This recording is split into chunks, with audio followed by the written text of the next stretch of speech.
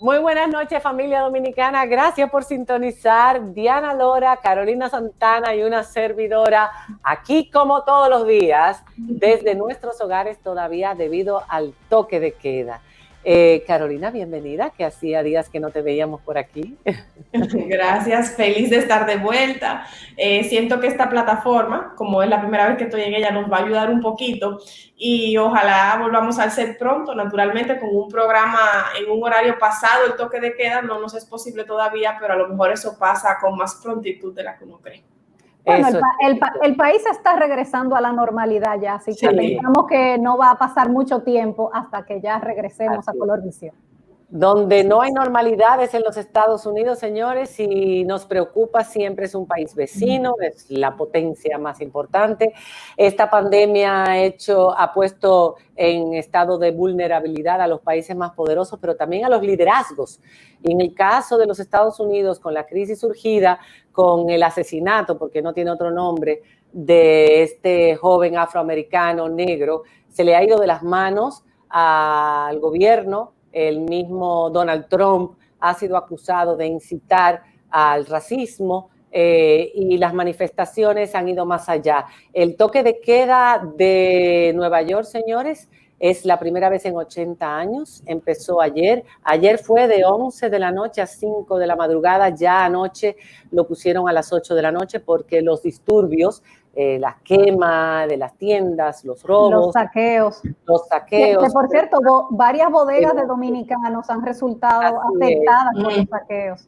Así es, por eso nos preocupa tanto. Es un reclamo justo porque son muchos años de ver brutalidad policial en algunos sectores de la policía y en algunos estados, sobre todo en Minneapolis, que tantos casos han ocurrido en los últimos años y esto no puede ser. Pero esperemos que ya son más de 8 días, esperemos que esto vaya amainando y solamente el líder de ese país y los diferentes líderes de los estados podrán hacer que eso sea así. Y yo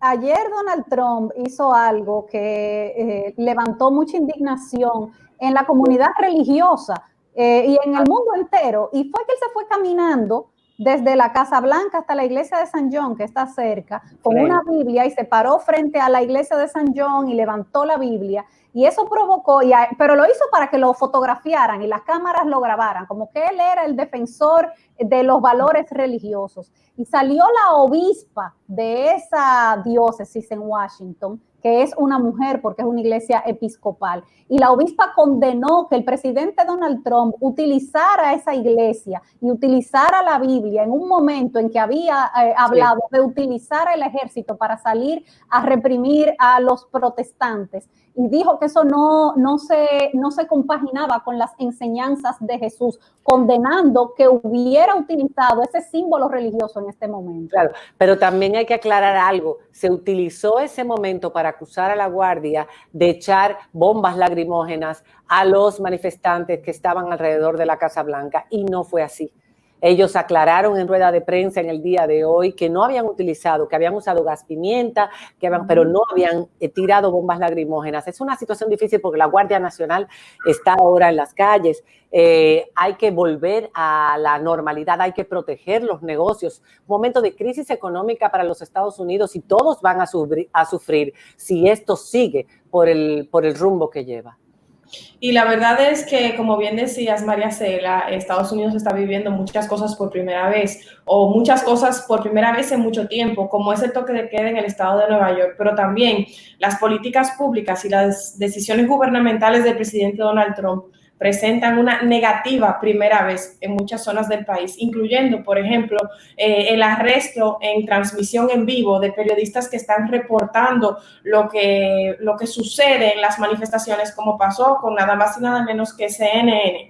Y la verdad es que uno a veces creería que en un país como Estados Unidos, que enarbola tanto la libertad, un día como ayer y como estos últimos días no llegaría nunca. Y es muy triste que en el medio de una enfermedad sea ahora cuando llegue una crisis que el gobierno intente aplacar, aplastando además las libertades individuales y colectivas. Bueno, pues a mí me gustaría escuchar si ustedes tienen algo que comentar, aunque no hemos tenido debate de candidatos, pero hubo ayer ante AIRD, ante la Asociación de Industrias Dominicanas, hubo una presentación de programa de gobierno, no de programa de gobierno, hubo respuestas de preguntas que hacía la Asociación de Industriales a cada uno de los candidatos y ellos dieron sus respuestas. Lo que los industriales querían saber era una cosa, las respuestas fueron lo que quisieron decir los candidatos. Algunos respondieron, otros se fueron por la tangente, pero bueno, ¿cuál es la opinión de ustedes en ese sentido? Yo creo que voy a ir en el mismo orden en que se presentaron, ¿no? Vimos un Leonel Fernández casi ajeno a su propia gestión de gobierno anterior. Un Leonel Fernández que, por ejemplo, habla del crecimiento económico, que en general es más o menos similar al crecimiento económico que presenta el presidente Danilo Medina en sus gestiones, y que hablaba de cómo ese crecimiento económico no ha redundado en mayor desarrollo social y desarrollo humano. Bueno, pero eso fue así en su gobierno. Entonces, si iba a ser un discurso opositor en el que iba a hacer ciertos señalamientos acerca de los resultados de las políticas públicas del actual gobierno, una de las cosas que tenía que hacer era o explicar por qué eso es distinto para su gobierno anterior, o tomar otros puntos en los que realmente se distinguiera un gobierno de otro, ¿no? Pero no era un discurso opositor. Las preguntas de la AIRD estaban ahí para todos ellos. Ellos querían saber sobre la industria, la cuarta. Claro, pero los temas eran los mismos. Y sin embargo, cada uno lo abordó como entendió. Sí, claro, bueno, porque cada uno tendrá sus propuestas diferentes. Yo creo que lo primero que hay que decir es que no era un debate, era una presentación de propuestas de manera individual, en la que cada uno de ellos lo estaba leyendo de un teleprompter, para que no lo confundamos con lo que quería hacer Ángel. En adición a eso, en el caso de Gonzalo Castillo, que fue el segundo, me parece un candidato, y se dejó entrever, pienso, en el discurso de la IRD, carente de identidad particular. Es decir, él habla como si él fuese el gobierno, y es cierto que el gobierno es del Partido de la Liberación Dominicana y que él es el candidato del Partido de la Liberación Dominicana, pero no se puede olvidar que el gobierno es una cosa y el partido oficial es otra. Él habla de inauguraciones desde el gobierno, así inicia el discurso, como si él fuese ya el mismísimo gobierno que está ahora mismo en el Palacio. Y yo creo que es una línea muy fina comunicacionalmente, que han transgredido y que deja entrever la borrosa o la nebulosa que hay entre la cosa pública y la cosa del partido oficial. Y por último está el tema de Luis Abinader. Yo esperaba ver de Luis Abinader quizás un abordaje un poco más solidario del tema de la industria y la economía. Siento que le habló en términos técnicos a los intereses particulares de los empresarios y que no abordó del todo las expectativas de un pueblo que también le estaba viendo a través de la televisión.